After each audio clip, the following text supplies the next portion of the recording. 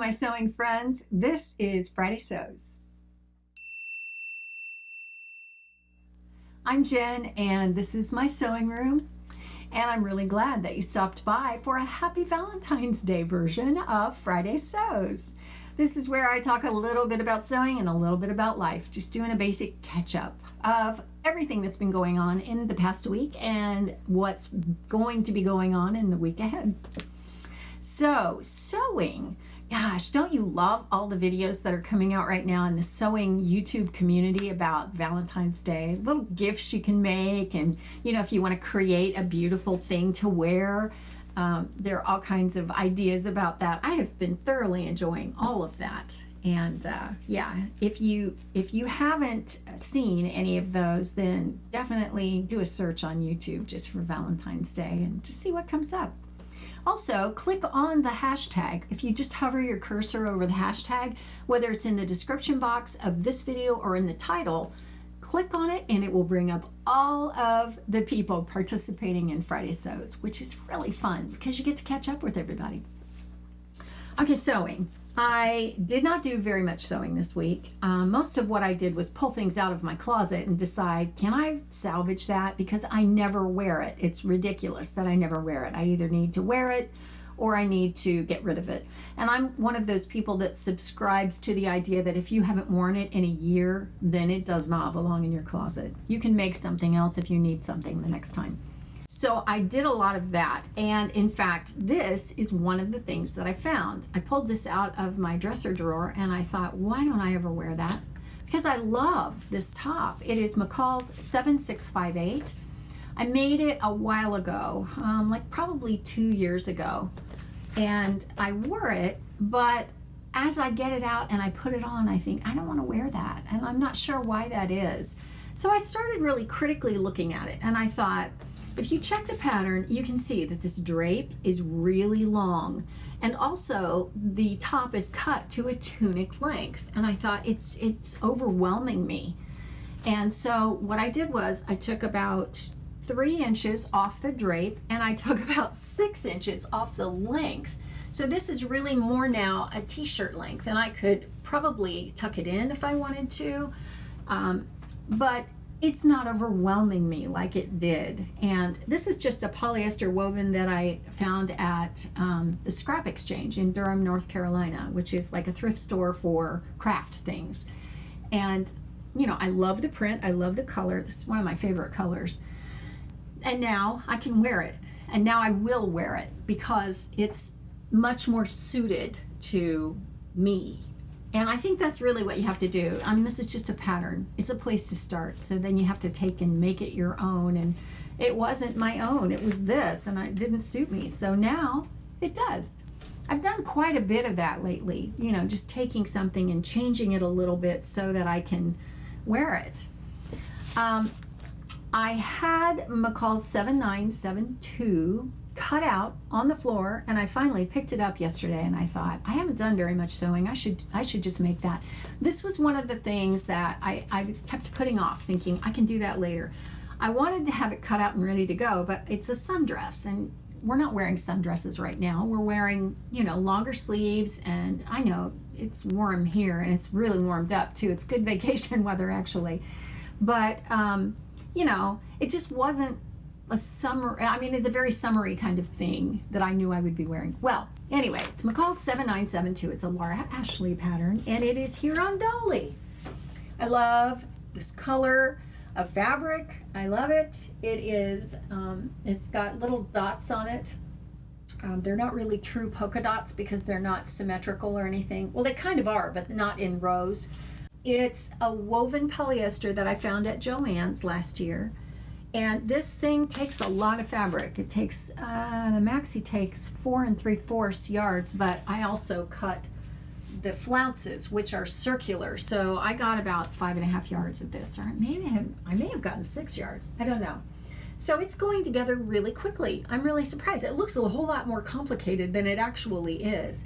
All I have to finish on it is the facing pieces that'll go around here and on the inside.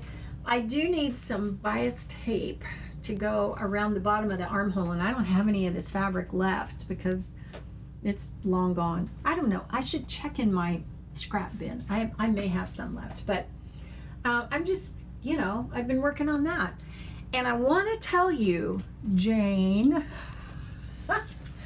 I got the rolled hem to work.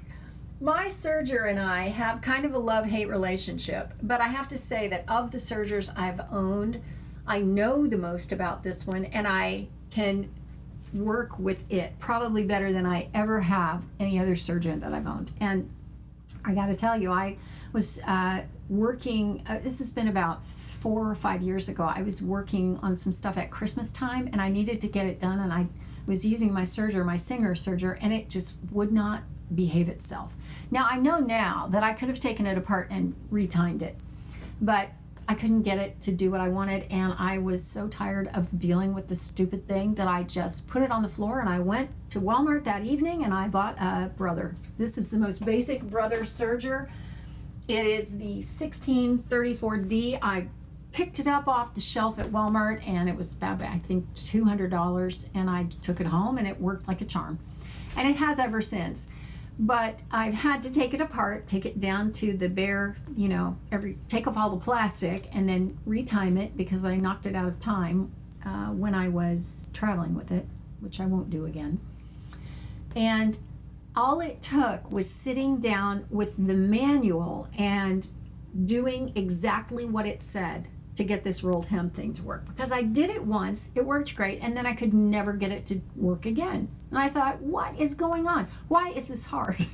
It's just a simple procedure. It can't be that hard. So yeah, I got it to work, and then amazing things, I got it to go right back to regular serging, and it's working. Like, it's not, the stitch is right, which is amazing. That never happens. I always have to fiddle with it, but no fiddling allowed this time, or needed this time.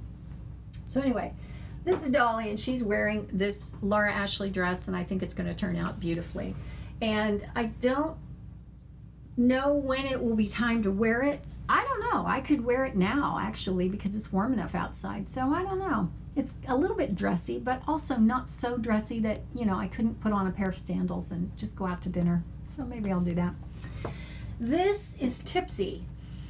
Tipsy, the dress form that's basically, it's not a working dress form. It's like a mannequin at a store. I ordered it a long time ago, probably 15 years ago, and I just wanted something to put my stuff on so I could pin, things like that.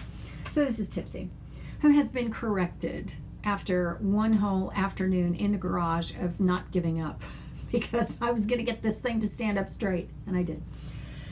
She is wearing McCall's 7871. I like this pattern a lot. This was going to be a Christmas dress. This is a stretch velvet that I found at Hobby Lobby, and I had quite an experience with it, because I cut it the wrong way and I couldn't find more, and yeah. Ended up working out in the end. But the thing about this pattern is that it calls for knits. It says moderate stretch knits, ponte knit, interlock, and cotton knits. Those are all very stable knits. They're not drapey, they're not flimsy, they're not like a t-shirt. They are stable knits. And I think, okay, yeah, I can see that. This is a stable knit. It is stretch velvet. But I had so many issues with the fact that this pattern has a lot of angles to it. If you look at the line drawings, you'll see what I'm talking about. You have these diamond-shaped pieces and a pocket flap and then a pocket, I love the design, but I just think it would work better in a woven. Maybe a woven with a little bit of stretch, but definitely a woven, because it's loose fitting enough and it will come right over your head that you don't need all that stretch that a knit fabric will give you. Now, I'm sure there are people who would disagree with me about that, but I want to do this again in a woven. And in the meantime, I just took those middle pieces out. The side seam is open down here, it's just pinned.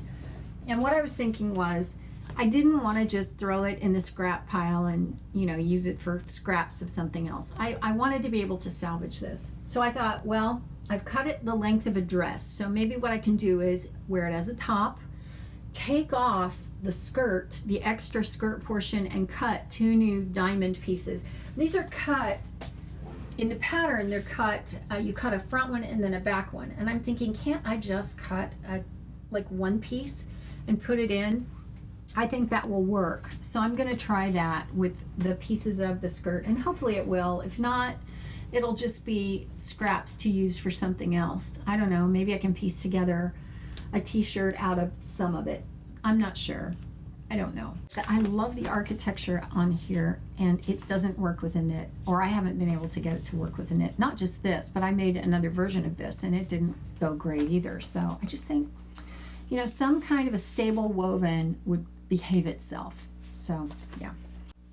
Tonight I need to work on Mia's chair cover with this gorgeous double brush poly that's killing me that I have to make chair covers out of this. But you know what? It's okay.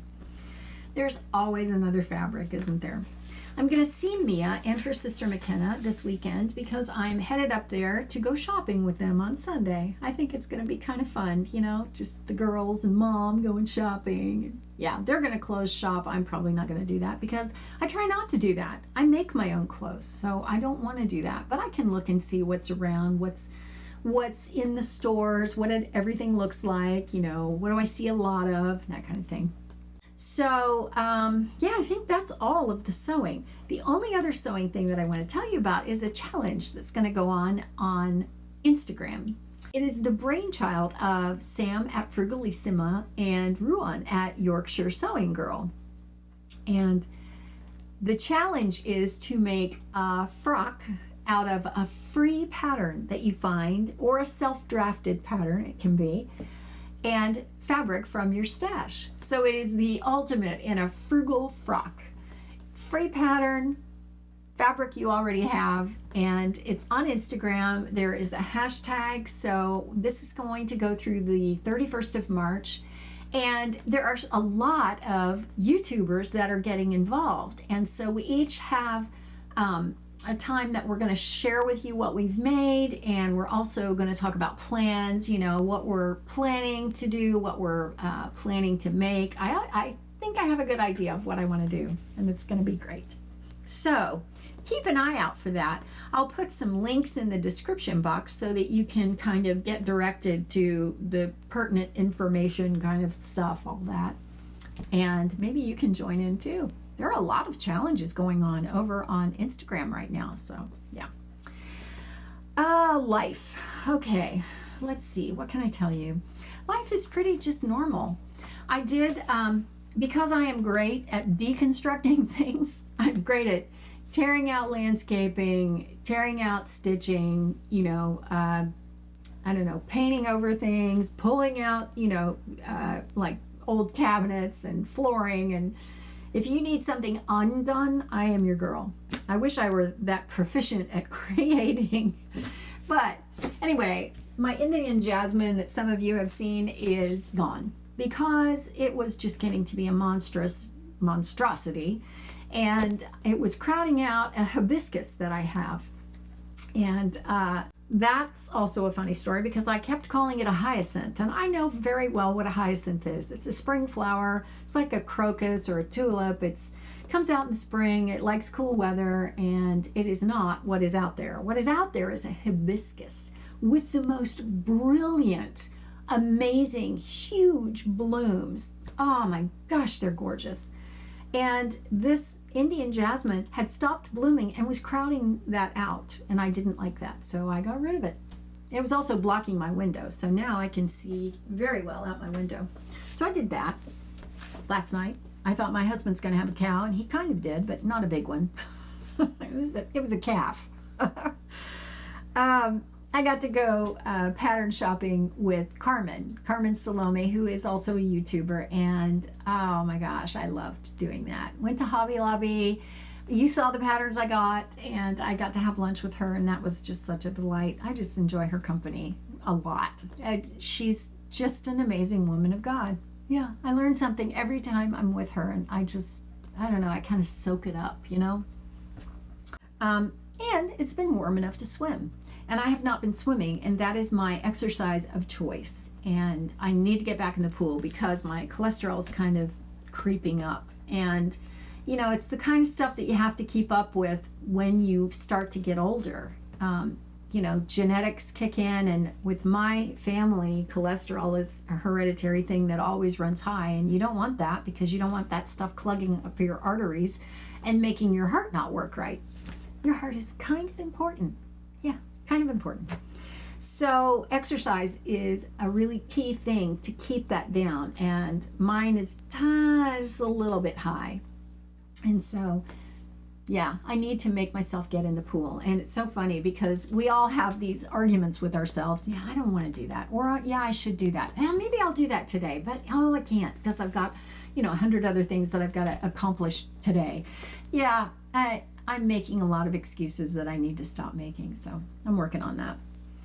I want to leave you with Mia making her box. I meant to show you this last week, and I forgot about it, I think. But I just loved watching her use power tools. It's like, it's not a girly girl kind of thing to do. These days, we are teaching our girls that you can do this. You really can. You can get in there with the boys and use a power tool and even be better at it than they are in some cases. So, yeah, it was just really fun watching her do that. So there's no real building of a sofa table going on. No. Here is the palette. But Miss Mia say hi. Hi. She is making a box, which is going to be a place for her to put her feet. Footrest. A footrest for under her. It's not a box. It's a footrest. What's kind of a box? Okay. For under her desk when she works, because she has to sit at a computer all day. So she's doing great and making great progress. So I will leave you with that. Have a great Valentine's Day.